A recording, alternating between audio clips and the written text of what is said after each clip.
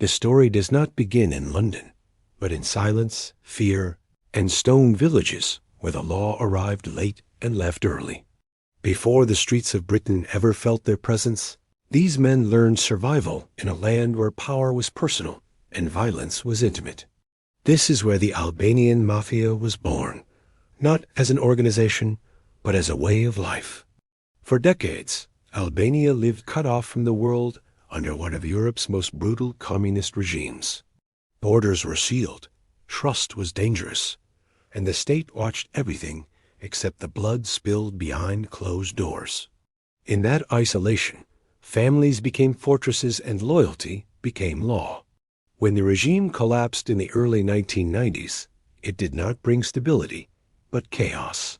Weapons depots were looted, prisons emptied, and old grudges resurfaced with modern firepower. In the absence of government, the streets rewrote the rules. Crime in Albania was never random, it was inherited.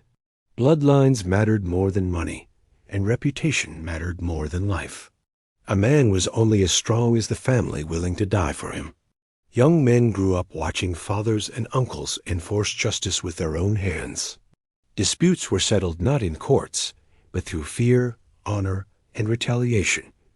Violence was not glorified, it was normalized.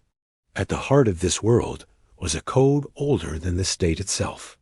Silence was survival, betrayal was death, and forgiveness was weakness.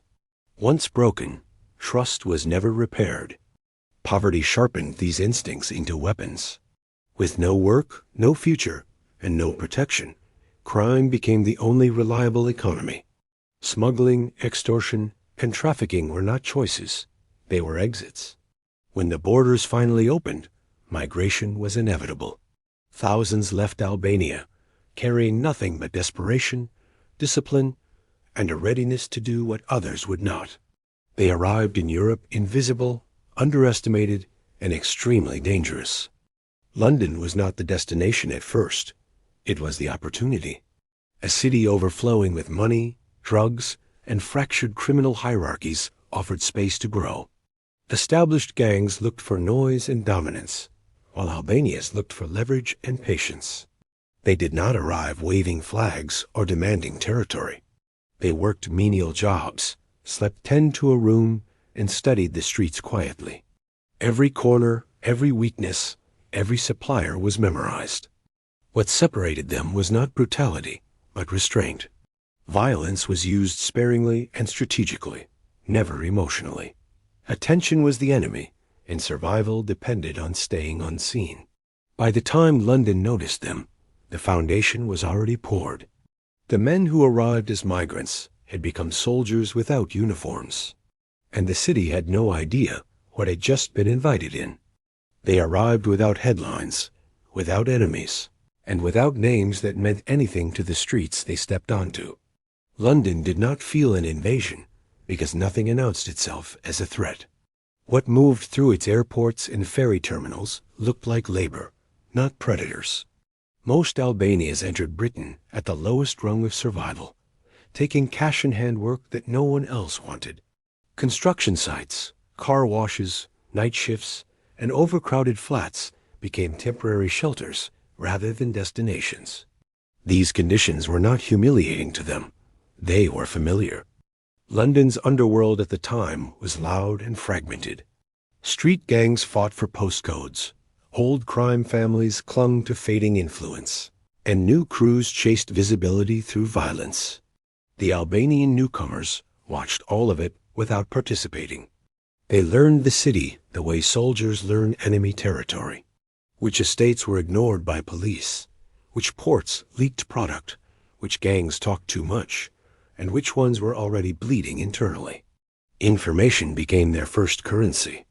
Unlike local crews built on friendship and bravado, Albanian groups formed around blood and obligation. Family ties stretched across borders, villages, and prisons, creating trust that could not be infiltrated easily.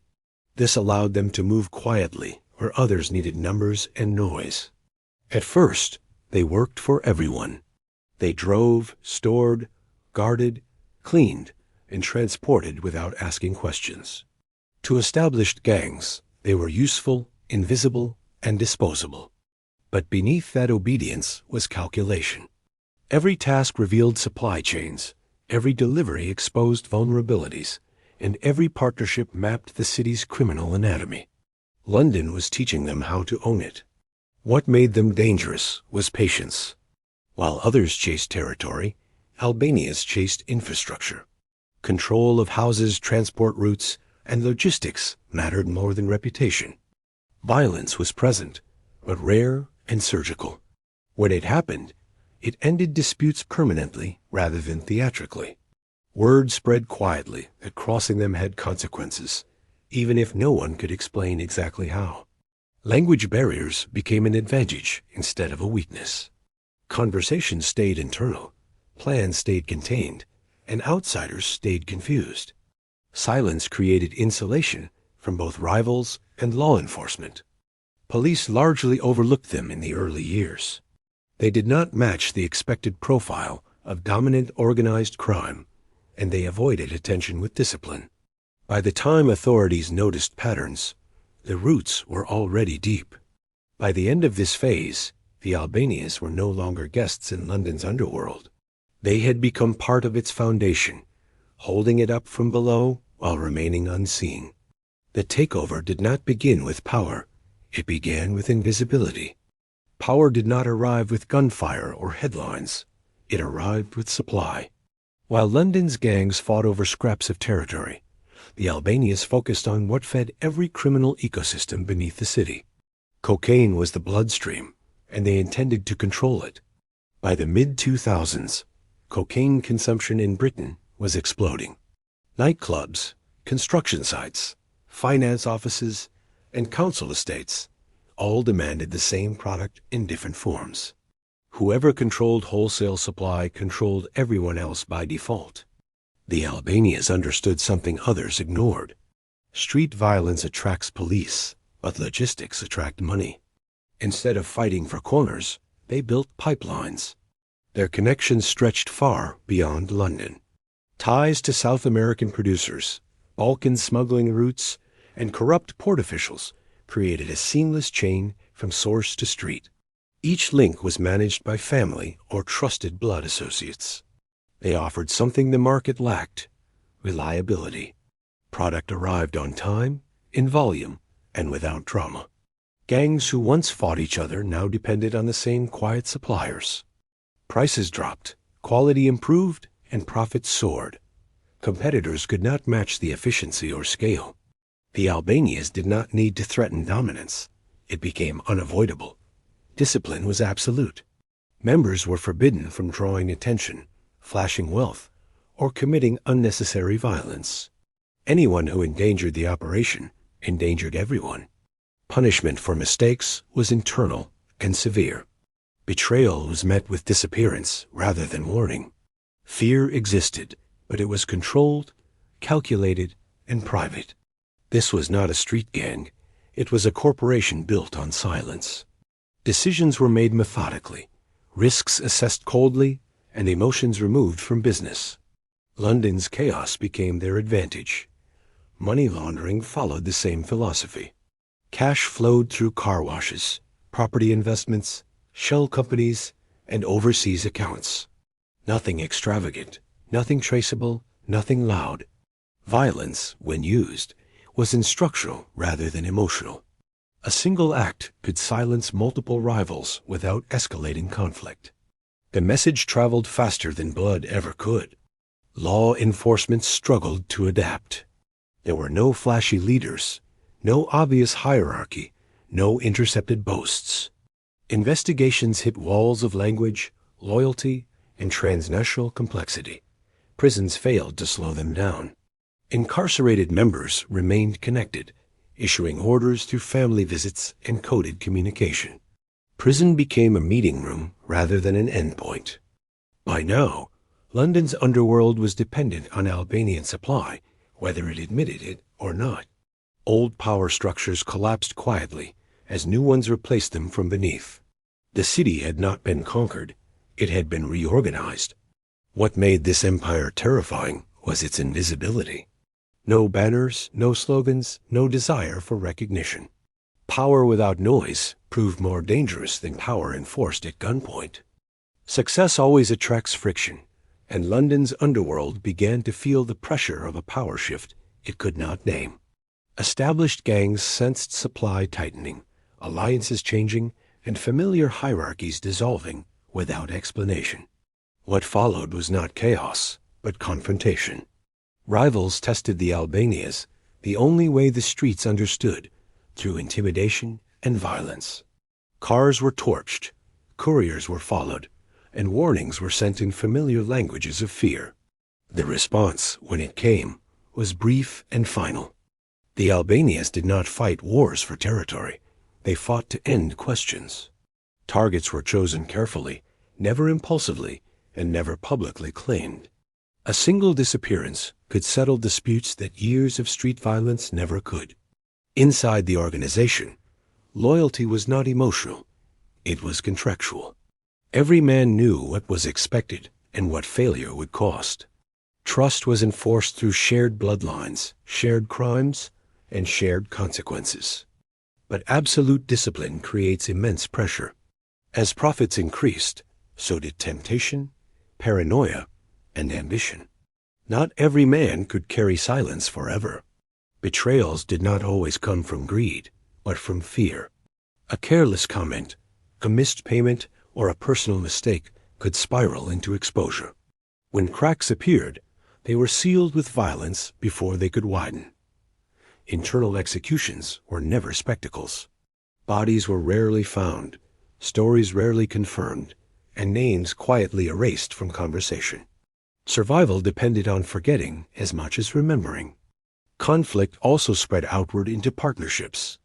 British gangs resented their dependence on suppliers who refused to be controlled or intimidated. Attempts to rebel were crushed through isolation rather than open war. Supply would suddenly dry up for defiant crews. Rivals would receive better product, better prices, and better protection. The message was clear without ever being spoken. Law enforcement pressure intensified as violence patterns changed. Detectives noticed disputes ending too quickly and suspects vanishing entirely. Silence became the loudest clue. Raids increased, phones were tapped, and surveillance expanded across boroughs. Yet every investigation ran into the same obstacle: no informants and no confessions. Fear of the state was secondary to fear of betrayal.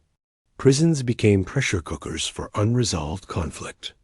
Inmates from rival groups shared space, grievances followed them inside, and violence erupted behind walls. Even there, Albanian discipline held firm. Orders moved through family visits, coded gestures, and intermediaries who never understood the full picture.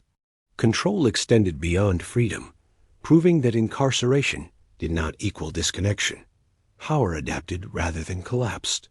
By the end of this chapter, London's underworld had been reshaped by controlled brutality. Violence had not disappeared. It had become deliberate and instructional.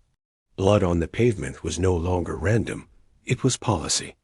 The silence that once protected the Albanian Mafia began to draw attention instead of deflect it. British authorities noticed patterns that did not fit traditional gang behavior, where violence ended abruptly and suspects vanished without explanation. What looked invisible now appeared organized. Specialist units started mapping supply chains instead of chasing street dealers.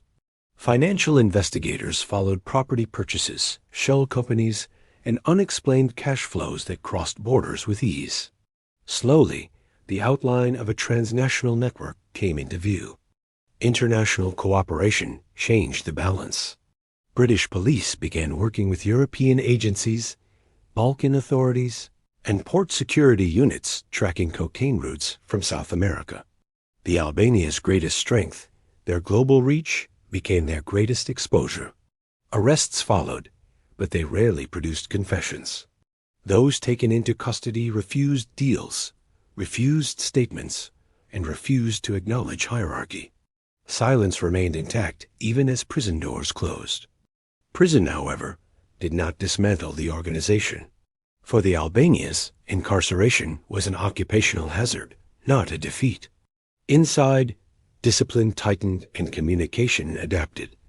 Families became the arteries of command.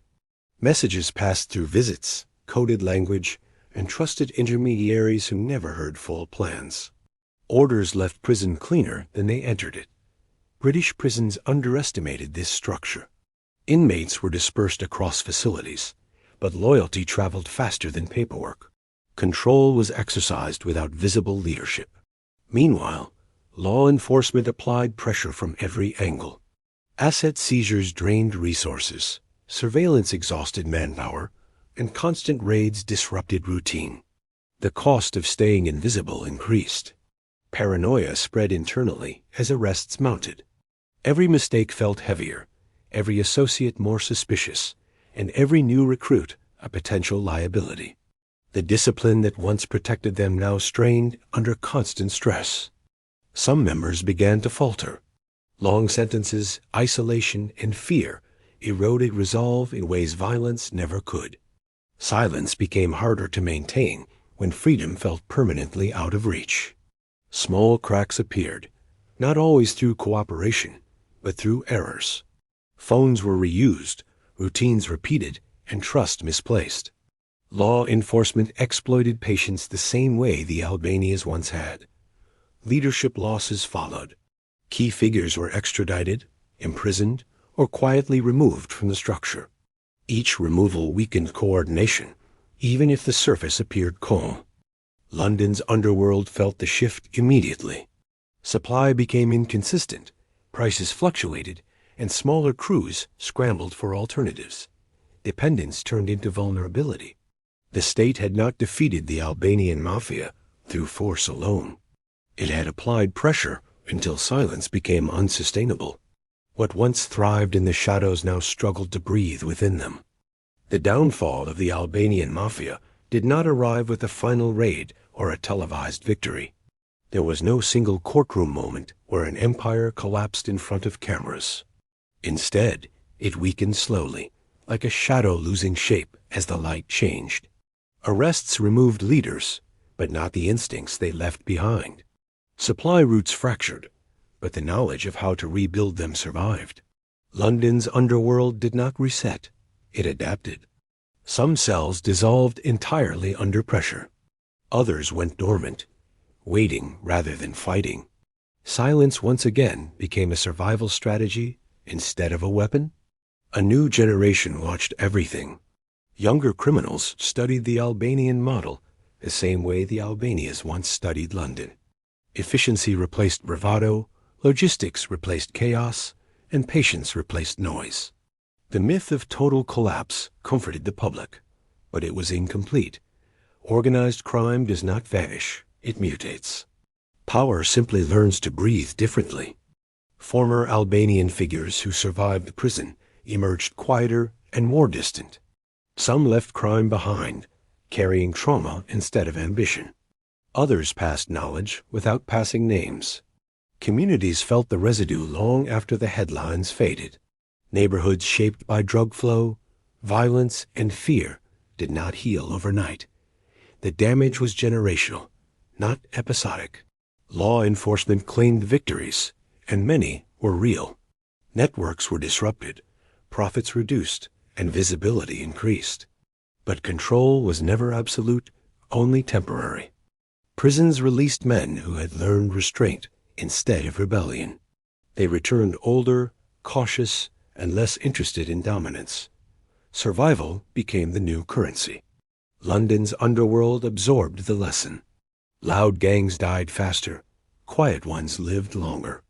The blueprint remained even as the builders disappeared. What made the Albanian Mafia different was never nationality. It was discipline shaped by history, silence forged by survival, and violence treated as a tool rather than an impulse. Those traits cannot be arrested. The city continues to move, trade, consume, and forget. New names replace old ones, and the cycle restarts with different accents and faces. The structure remains because the demand remains. This story was never about one group taking over London. It was about how power truly works when it has no desire to be seen. The most dangerous empires are not the ones that fall loudly, but the ones that teach the world how to rule in silence.